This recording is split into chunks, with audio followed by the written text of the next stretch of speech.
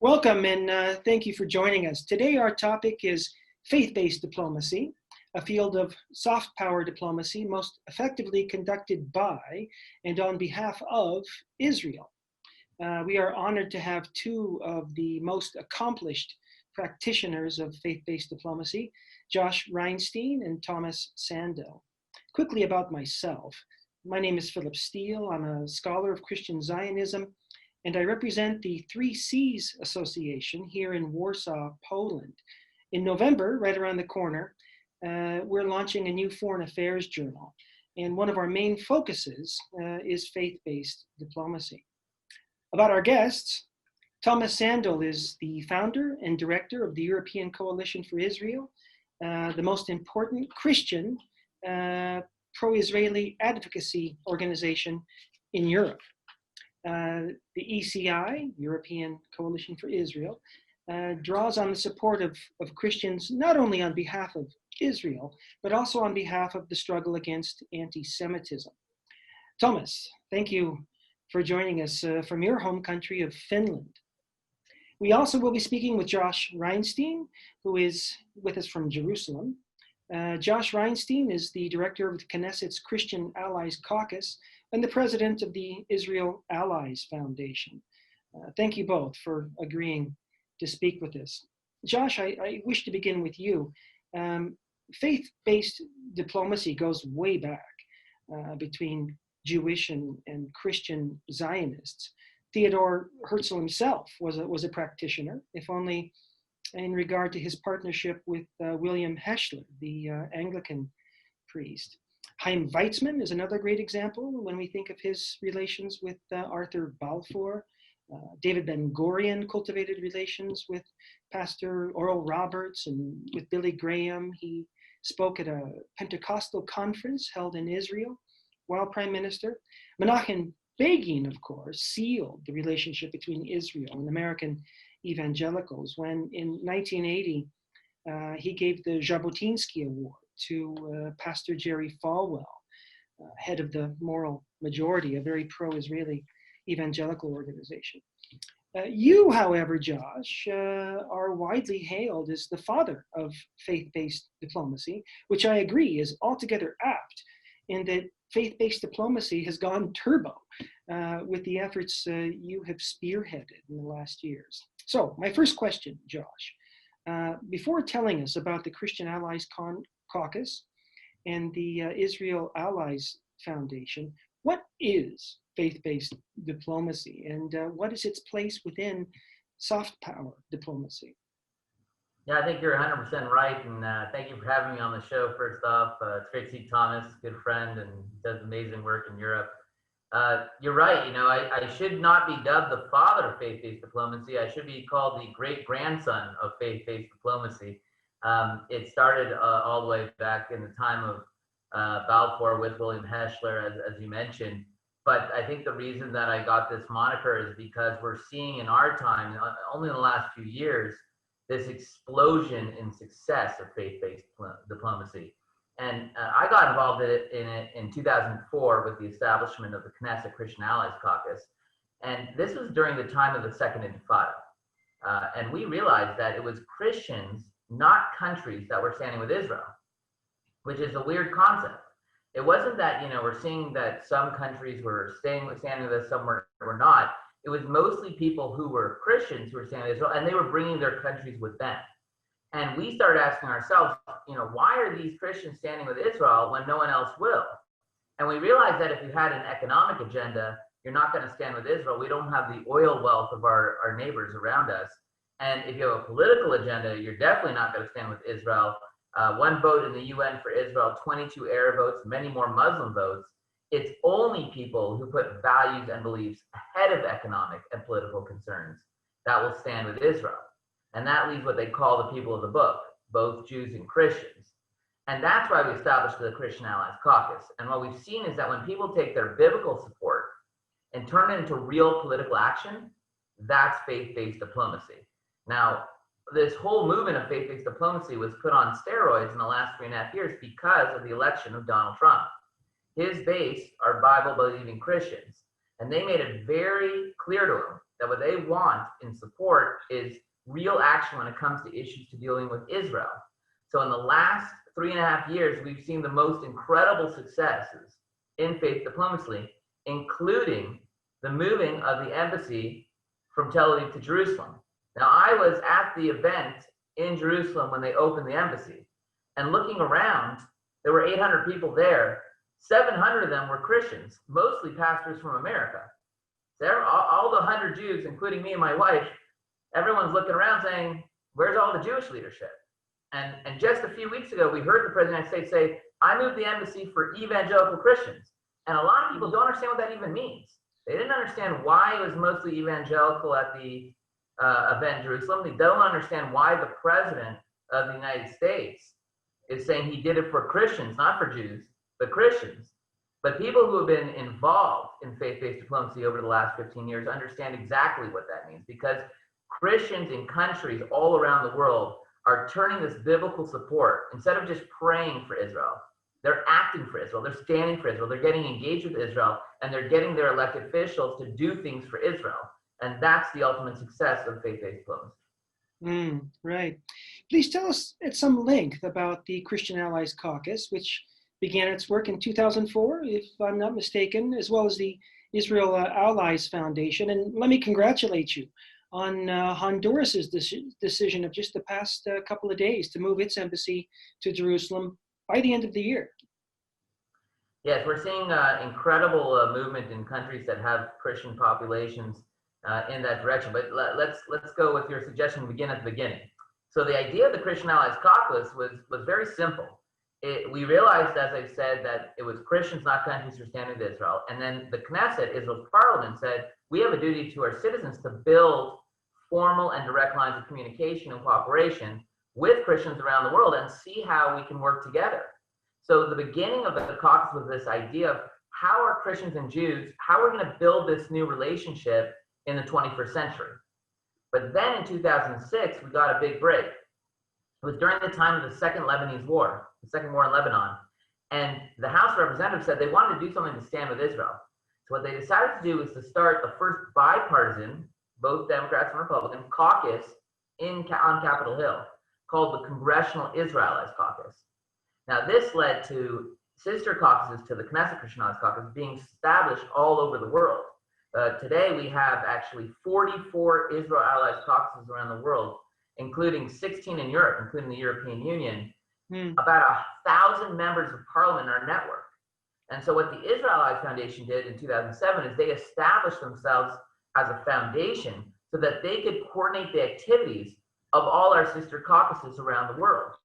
And this is really the actual action of faith-based diplomacy. What we do is we coordinate the caucuses we have in the 44 countries. And as I mentioned, we have in Canada, we have in America, we have 16 in Europe, 12 in Africa, we have 10 in Latin America, 3 in Asia, in Australia, Papua New Guinea. So we have this massive network of now politicians that are working together to mobilize real political action for Israel. But the secret sauce in faith-based diplomacy are grassroots Christian supporters. It's the grassroots that put pressure on the political leadership to stand with Israel. And we've seen some of the most incredible successes just in the last few years. It started with state legislation in America, actually. Anti-BDS legislation was legislation that we proposed first in South Carolina, then later on in Florida. But this started as a church movement, actually. And it said that if you're going to boycott and divest and sanction Israel, you're racist. You can't just pick one country and one religion to boycott. So we started as state legislation, but now it's in 32 states out of 50 in the United States of America. So we wiped out financial BDS through that activity. And then we got more success as Donald Trump was elected, to the point now where we've actually not only moved the embassy from Tel Aviv to Jerusalem, the U.S. embassy, but we also were able to assist in moving the Guatemalan embassy. And people didn't notice this a couple of weeks ago, but now Malawi in Africa is going to move their embassy. And just recently Honduras. And I met with the president of Honduras when he was in Israel just about 9 months ago when he opened up the economic office. So what people need to realize is that these countries that are moving their embassies to Jerusalem are either doing it out of political interest, like we're seeing with Serbia and Kosovo, which wasn't the case of faith-based diplomacy, or they're doing it because the populations are Christians, and that's what they want their elected officials to do. They want their elected officials to stand with Jerusalem. And so we're seeing incredible success of faith-based diplomacy. And as this is happening, Israel is being strengthened. And by strengthening Israel, we're also seeing peace come closer together. So one of the byproducts of faith-based diplomacy is that, unlike other type of diplomacy that has led to death and destruction and war in the state of Israel, this is actually leading to peace, because Christians see Israel through a biblical lens, not just a political lens. And when you look at Israel from a biblical lens, things add up more. It makes more sense. You can find real solutions to the problems. And so all the diplomats, every step that Donald Trump took in the last few years, were saying it's going to end in death and destruction. They said, you're moving the embassy to Jerusalem, third intifada, blood in the streets. You're recognizing the Golan Heights, every embassy is going to get blown up around the world, in the Arab world. Yet there was nothing. Instead, we saw the Abraham Accords and peace with the United Arab Emirates and Bahrain and soon Sudan. And everyone's scratching their head and saying, how is this possible? Well, we knew it was possible because we were looking at it through a biblical lens. And I think that's a very important aspect of faith-based diplomacy. Not only are Christians more likely to get involved with supporting Israel, but they're also more qualified to. Right, thank you. Josh, just 3 weeks ago, your new book came out. I've got it right here. I have to admit, I haven't had a chance to read it. It came just this morning, about 11 o'clock in the morning. Titus, Trump, and the Triumph of Israel. It's getting a lot of attention in the press. So I have read a number of reviews of your book, of course. But would you now tell us what do we see here, and what's so important in your new work? Yeah, we're very excited about the book. I tried to take my life's work and put it into a book that not just shows, the legal rights and the political rights and the archaeological rights, which it does in the book, but show how that pales in comparison to Israel's biblical rights. And then not show just what, Christians have done in the past, but what we need to do in the future. Fortunately, the message has been picked up. We broke the pre-sale record at Geffen Publishing. They're a big publishing firm here in Israel. They've been around for 40 years. And we broke their pre-sale record because so many churches and organizations started ordering the book and getting involved and getting it to their people. And now we're on sale on Amazon, and we're doing very well getting the message out. But really what the book does is it shows you that if you don't look at things through a biblical lens, then you don't understand what's happening in Israel, and you can't make right assumptions. And then it shows you what is the power of faith-based diplomacy. And so if you look at it, and I got a copy here too, you can see that it's Titus, Trump, and the Triumph of Israel, the power of faith-based diplomacy. But you have the Western Wall with the Arch of Triumph, and then the seal, Donald Trump's seal, of moving the embassy to Jerusalem. So what's the thing that unites them, all right?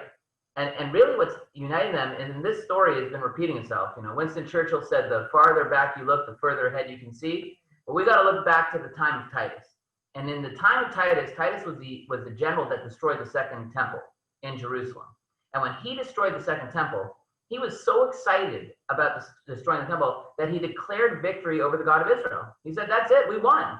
And he was so proud of it that he actually built the biggest infrastructure project of the time, the Arch of Titus. It was the first time in war that someone built an arch. Now you have them all over Europe. You have the Arch of Triomphe in France, but the first one ever was the Arch of Titus. And it depicts the Romans carrying out the menorah and the special artifacts that are important from the Second Temple, showing the victory over the God of Israel. So according to Titus, he won, and that was it. But he thought that because he wasn't looking at it through a biblical point of view. Anyone who knew the Bible and the prophecies that were to come knew that this was just the beginning of prophecy, that this was just the beginning when the Jewish people were going to be kicked out of the land, but that one day all these Jews will be gathered into the land of Israel from the north and the south, from the east and the west, on the wings of eagles, or airplanes as we call them. They'll come back to the land of Israel. And the deserts will bloom, and will be a light unto nations. So everyone who knew the Bible knew that that wasn't the victory over the God of Israel. But anyone who didn't know the Bible thought for sure it was. Today, the exact same thing is happening. People believe that, land for peace is going to bring peace. Or let's divide Jerusalem, that'll bring peace. You take two different Jerusalems, east and west, right? There's two. You give one to the Arabs, one to the Jews. Everyone's happy. You have a political solution. Yet every time they put their hands on Jerusalem, it leads to war. And people of faith understand why, because it's not our land to divide. We're the custodians over God's land and God's capital. And if you don't look at it through a biblical point of view, you miss the story. You can't understand what's happening in the newspaper when you read about Israel if you don't understand the Bible. And that's why I was saying that not only are Christians better positioned to support Israel because they have influence, and there's so many in different countries in the world, but they're also better positioned to understand really what's going on in Israel because of their understanding of the Bible. And that's the power of faith-based diplomacy. Thank you very much. Let's go to Thomas now. Thomas, you're a Christian who has chosen to stand up for Israel and against anti-Semitism, and have created a dynamic organization to pursue those ends here in Europe, the European Coalition for Israel. Please give us the backstory, if you would, on how your work began. And I understand that was in the United Nations during your work. Well, thank you, Philip, for inviting me, and it's good to be here with my good friend Josh from Jerusalem. Let me bring you back to 2003, actually in Brussels and not at the United Nations, where at the time I had been accredited as a journalist to the European Union for 7 years. And what I realized during that time was that there were lots of lobbyists running around in Brussels in the corridors to lobby for cat food and dog food and this and that. But at the time, there was nobody speaking up for the Jewish people, the state of Israel, except for obviously the Israeli embassy. And perhaps because of my journalistic roots, I had a similar experience like Peter Herzl, that something needed to change. This was also a time where there was a European survey asking the question, which country poses the greatest threat to world peace in the whole world? And the answer, we shouldn't be surprised, was Israel. This was such an embarrassment for the European Commission, so that they decided to call together a crisis summit under the leadership of then Commission President Romano Prodi to ask the question, how on earth did we end up here? Only, less than, that time would have been like around 60 years after the Holocaust. And one thing that I remember from that conference was, and I was honored to have been invited, was the speech of Elie Wiesel, the Holocaust survivor and Nobel Prize winner. And he said, what makes me most worried is not only the fact that anti-Semitism is back on the streets in Europe, but the fact that still today, the only people that are protesting or doing anything are the Jewish community leaders. So he asked rhetorically, where are the Christians? Where are the Muslims? Where are all the others? So this was during the time where we were putting together the coalition, and I was fortunate to meet with Elie Wiesel just a few months later in Berlin at an OECE conference on anti-Semitism, and I could go up to him and tell him that, Mr. Wiesel, as of this month, we have a coalition of all the others. And this is really the bottom line. It should not, as Josh would agree, it should not be up to the Jewish community leaders to defend themselves. Especially this should be true in Europe, where we know our history, what happened.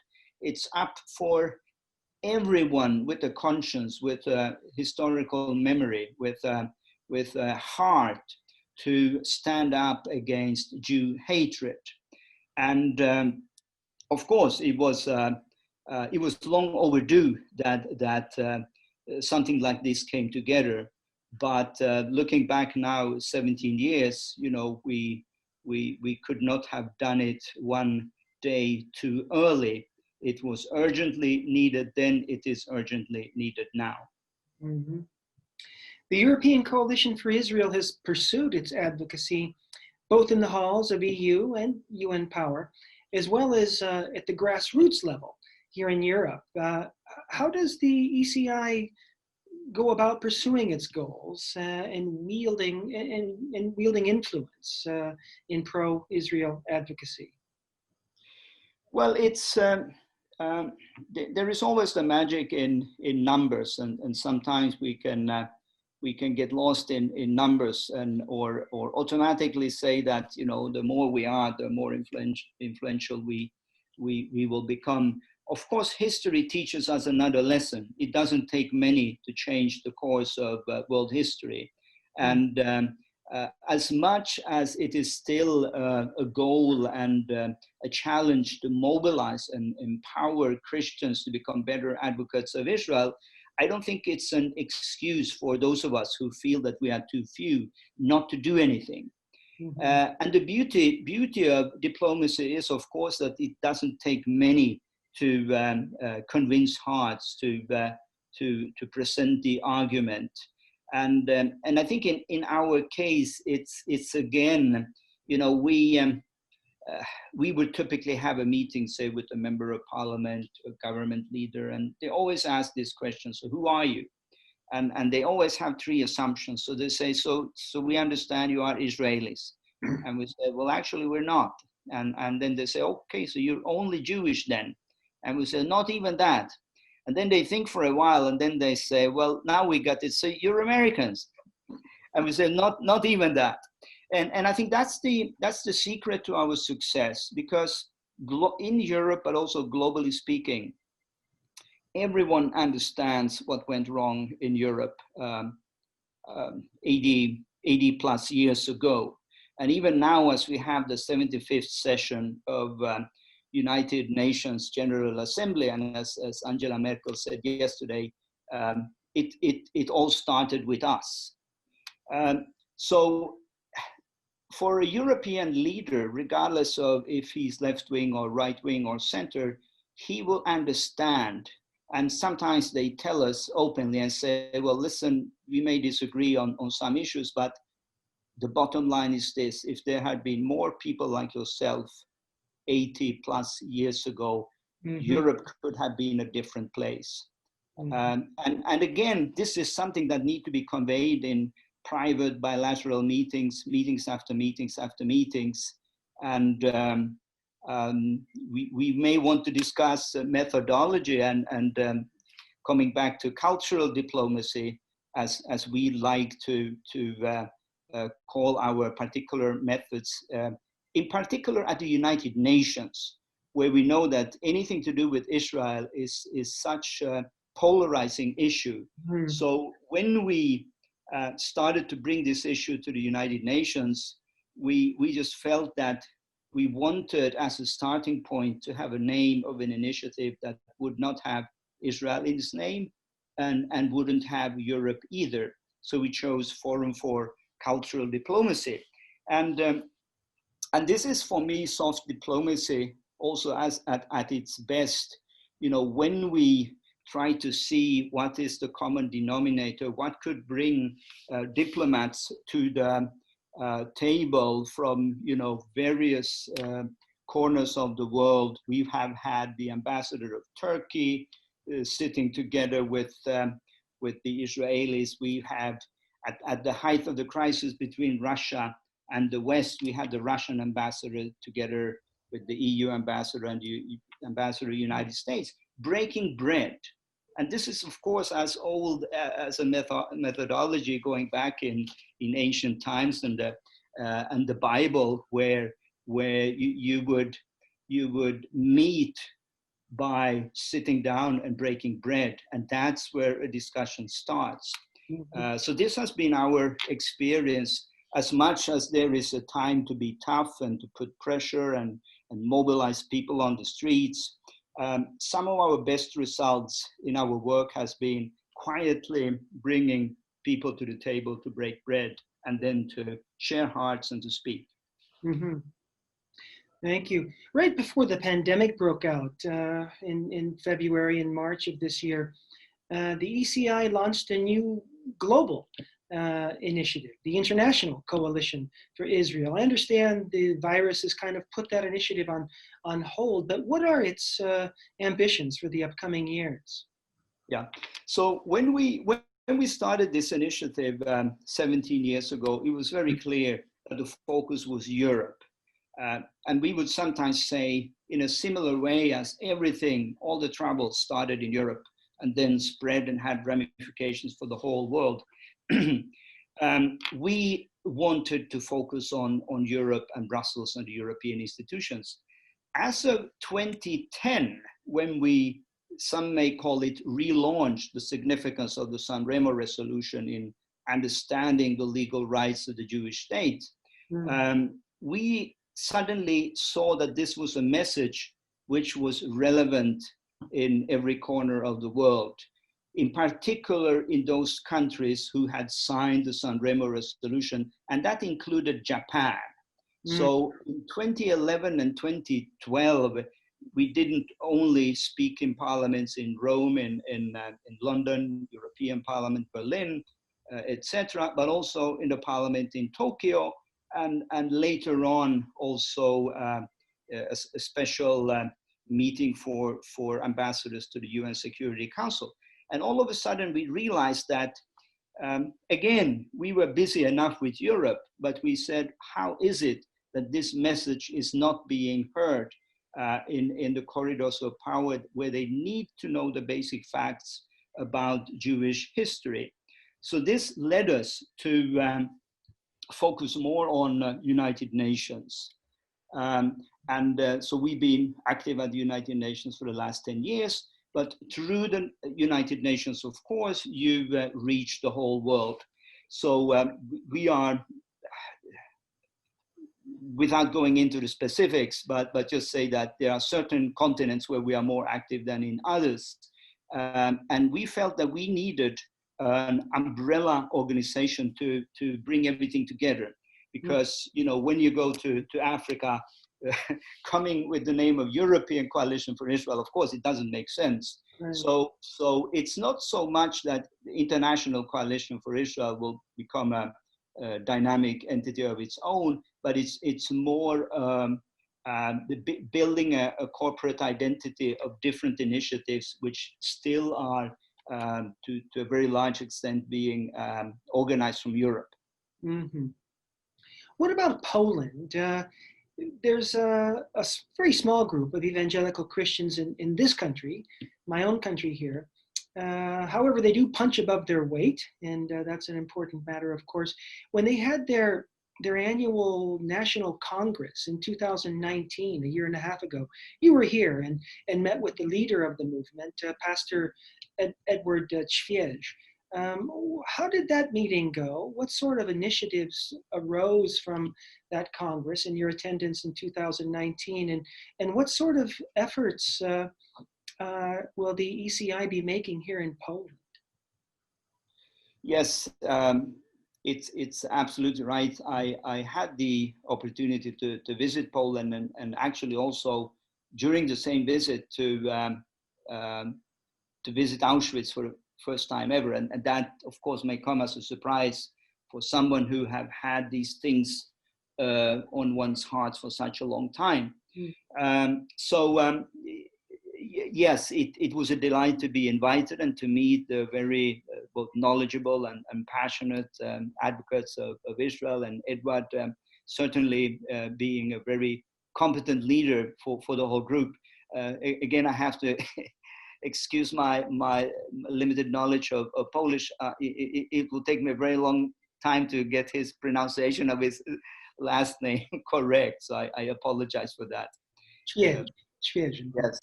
Even if I have to repeat, I'll fail.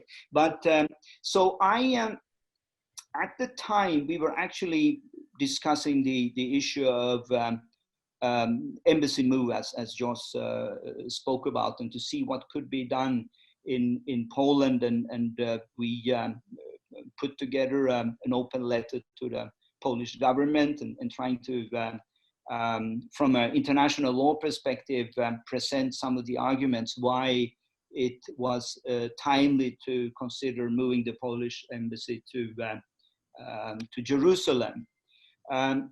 Obviously, in that respect, Poland is typical to most other European countries. When we speak about the global South, or when we speak about the United States today, the numbers of call them evangelical Christians are, of course, the proportions are very, very different from in Europe. In this respect, Poland, of course, is a little bit of an exception, because when you look at people of faith, generally speaking, and Roman Catholics, you have a very large percentage in a European context. But I think in Poland, certainly you need, and sometimes, to come back to what I said earlier, sometimes you don't need a large group in order to get the message across. This is also sometimes why public demonstrations have such a massive impact. And I always love the Israeli flag, because it's so beautiful, and it makes such a good backdrop to any public rally with this blue and white flag, which is so similar, by the way, to the Finnish flag. So I think even visually speaking, you bring 1,000 people together on the streets of Warsaw or in Helsinki with the Israeli flag. It says something. It's more powerful than the numbers. Mm-hmm. But obviously, I think in Poland and in Europe, more broadly speaking, we need to find ways to also appeal to that. Say, take a country like Finland. You say 90% who would not consider themselves to be biblical Christians. And this is again where I think, just digging deep into our history and finding common ground and understanding why we cannot accept events to go in the same direction as they did 85 years ago. This is something where we all agree. And as much as we are motivated by our faith, which I completely agree with Josh, that, this is, when I look at the strongest supporters of Israel in the European Parliament, in national parliaments around Europe, and when you sit down and you ask them to say, well, how did this come about? Sooner or later, you discover that it goes very deep, even in their family trees, of people who read the Bible, who understood prophecies, understood the role of Israel. Mm-hmm. But as much as this continues to be true, we have then to translate this message out to the more secular political leaders. Mm-hmm.